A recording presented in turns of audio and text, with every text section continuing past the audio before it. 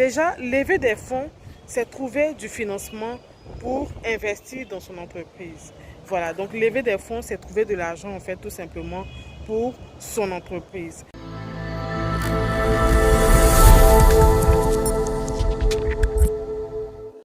Hello les amis, hello les sécurisés, j'espère que vous allez bien. Alors ici Ange Désiré Nioulet, juriste conseil qui vous aide à sécuriser juridiquement vos business.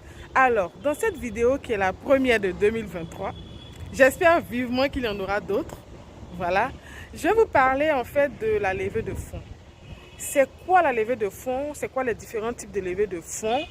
La question m'a été posée plusieurs fois sur Facebook ou venant de personnes avec qui j'ai eu à échanger par téléphone pour des conseils et tout ça. C'est quoi la levée de fonds en fait? Voilà, et donc j'ai jugé bon, j'ai jugé bien d'en parler dans une vidéo. Voilà, c'est quoi la levée de fonds? Ou alors, c'est quoi les différents niveaux de levée de fonds? Parce qu'en réalité, la levée de fonds que vous allez faire, la levée de fonds que vous faites est beaucoup liée au niveau de développement de l'entreprise. L'entreprise est à quel niveau, à quel stade de croissance et tout. C'est en fonction de ça, en fait, qu'on va caractériser la levée de fonds qui est faite. Voilà. Donc, pour parler de levée de fonds, déjà, je vais le faire de ma posture de juriste. C'est clair que les spécialistes en développement de PME, développement d'entreprise pourront rajouter quelque chose, mais de ma posture de juriste, de toute façon, qui est appelée à connaître tous les niveaux de développement de l'entreprise, justement pour pouvoir l'accompagner dans la sécurisation juridique de toutes ses actions. Alors, au niveau où l'entreprise n'a pas encore son produit, le produit qu'elle est censée vendre, qu'elle souhaite vendre, il y a une levée de fonds qui peut se faire déjà. Ça s'appelle levée de fonds en pré-seed. C'est vraiment les thèmes du domaine en fait. Vous pourrez peut-être regarder après un peu plus. En pré-seed, c'est une levée de fonds qui est faite pour financer justement le prototype qu'on souhaite vendre. Vraiment pour les startups par exemple, si c'est un site web ou une application. La levée de fonds en pré-seed permet comme j'ai dit, de financer même l'obtention de son MVP. Voilà, produit minimum viable. Voilà, le MVP. D'accord, donc ça c'est la levée de fonds en pré-seed. Il y a aussi la levée de fonds en seed. Déjà, à ce niveau aussi, on est un peu dans le même cadre à peu près. La structure peut avoir, sinon à ce niveau-là, son produit. D'accord, elle a pu obtenir un prototype, un MVP. Et là, à ce niveau, en fait, les fonds qui sont levés, déjà, elle a commencé aussi à avoir ses premiers clients. Donc, on arrive à savoir que l'entreprise est viable et le produit est viable. Elle a ses premiers clients. Mais cet argent qui est levé permet maintenant de travailler à atteindre la rentabilité. Voilà, donc en seed ou en pré-seed, en fait, les fonds qui sont levés en général, c'est du love money, donc c'est de l'argent de la famille, des amis. Ou alors, ça peut être des fonds qui sont spécialisés dans l'amorçage, parce que là encore, on parle d'amorçage. Voilà, ce sont des fonds qui seront spécialisés dans l'amorçage. C'est vraiment de l'argent qui est injecté dans l'entreprise et en espérant que ça va donner quelque chose en fait. Voilà, on n'a pas vraiment un retour comme des parts qu'on va prendre, comme ce qui va se faire en fait dans la suite, où on parle de levée de fonds en série A. Donc là, en fait, la structure qui a son prototype, elle a ses premiers clients en fait. Elle va travailler maintenant à beaucoup plus maîtriser son marché, à vendre encore plus, d'accord, pour espérer en fait gagner le maximum de parts de marché.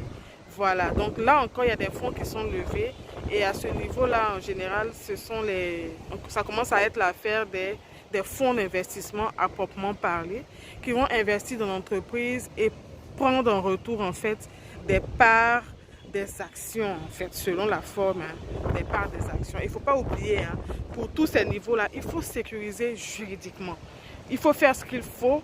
Si c'est une structure qui doit être créée pour pouvoir céder des parts et tout, ou alors si c'est des contrats, si c'est voilà, des partenariats financiers et tout ça, vraiment en tout cas à chaque niveau, il faut faire le travail de suivi juridique nécessaire et il faut poser les actions juridiques qui vont permettre en fait de protéger les intérêts de chaque partie. Voilà, que ce soit l'investisseur ou que ce soit la start-up, que ce soit la start-up, l'entreprise, il faut en fait poser les actions juridiques qu'il faut et donc se faire accompagner, c'est très important. Voilà. Et après ça, on a la levée de fonds qui se fait, qu'on appelle levée de fonds en série B. Donc là, à ce niveau-là, comme on a dit, la structure, elle a déjà ses parts de marché et tout. Et donc en série B, en fait, l'argent qui va être levé peut permettre en fait de pouvoir renforcer encore plus l'entreprise pour atteindre des marchés plus grands ou même de commencer à tester les marchés internationaux. Donc cet argent-là peut permettre de recruter même des équipes spécialisées, d'accord? Peut permettre également voilà, de parfaire encore le produit qui est vendu ou même de sortir de nouvelles offres, d'accord? La structure connaît mieux son marché, elle peut sortir de nouvelles offres pour pouvoir vendre encore mieux, pouvoir en fait encore se positionner mieux. Voilà, donc ça c'est de l'argent, enfin des fonds qui sont levés en série B, c'est toujours l'affaire des fonds d'investissement. Voilà, et en dernière position, on a la levée de fonds qui se fait, qui s'appelle levée de fonds en série C. Donc cet argent permet de scaler. Voilà, comme le dit son nom, enfin série C, scaler. Voilà, en fait, ça permet en fait de pouvoir toucher à de nouvelles parts de marché, de pouvoir dompter les marchés internationaux. Donc les startups qui vont se faire financer à ce niveau-là en série C, le but c'est de pouvoir toucher à de nouveaux marchés. Voilà, on a des cas de startups qui sont nés à l'étranger mais qui se retrouvent aussi sous nos cieux. En fait, certainement, je ne sais pas si pour la plupart ils ont eu recours à des financements et tout, à de l'investissement, mais en général, c'est pour ça, à ce niveau-là, scaler, c'est-à-dire on a un produit qui se vend bien, on a déjà des parts de marché en interne et tout. Peut-être qu'on a déjà commencé aussi plus ou moins à toucher à l'international, mais vraiment, les fonds qui sont levés en série C, c'est vraiment encore pour s'affirmer à l'étranger, pour vraiment, proprement parler, prendre des parts de marché, de pouvoir créer des produits qui vont permettre de scaler, créer des produits en fait qui sont encore plus adaptés à des marchés internationaux qui peuvent facilement s'internationaliser, s'exporter. Voilà. Donc c'est un peu ça. À ce niveau aussi, il va falloir peut-être faire tout ce qu'il y a comme certification, ça dépend du produit concerné pour pouvoir facilement intégrer ces marchés internationaux-là. Donc c'est un peu ça. C'est vraiment l'investissement en fait respecte tout le cycle de vie d'une entreprise, d'une start-up. Voilà, c'est vraiment depuis l'idée, depuis le projet, depuis le prototype, le premier produit, jusqu'à ce qu'on atteigne les marchés internationaux. Et donc, c'est vraiment ça en fait. Donc, pour ceux qui demandent comment, c'est quoi la levée de fonds, etc., quels sont les différents types de levée de fonds, c'est un peu ça. Sauf que sous nos cieux, on n'a pas toujours accès aux fonds d'investissement. C'est pas encore très développé chez nous. Et donc, on a des manières traditionnelles aussi de lever des fonds. D'accord, on va en parler en conclusion là.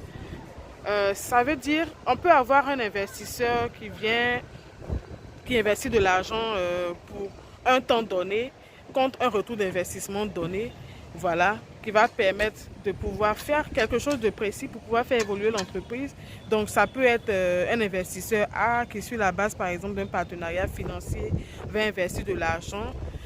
Cet argent va lui donner droit par exemple sur, je ne sais pas, je le dis juste comme ça, sur un an à un retour d'investissement tel, et puis au bout de la première année ou au bout des 2 ans, au bout des 3 ans, ça dépend de ce qu'on aura fixé dans le document qui va vous lier à cet investisseur-là. Au bout de ce temps, il va prendre en fait, récupérer son capital investi dans l'entreprise. Voilà, donc on a de petites tactiques comme ça, de petits palliatifs pour pouvoir en fait accéder à la levée de fonds pour tout le monde. Voilà, donc là je pense qu'on a fait le tour. Voilà, on a fait le tour et puis je vais rester ouverte à tout ce qui est question et si quelqu'un a un complément d'information à apporter, ce serait bien pour ces personnes-là qui ont posé les questions. N'hésitez pas à poser vos questions également et puis voilà, ça sera un échange. Bye, merci. Sécurisez juridiquement vos business.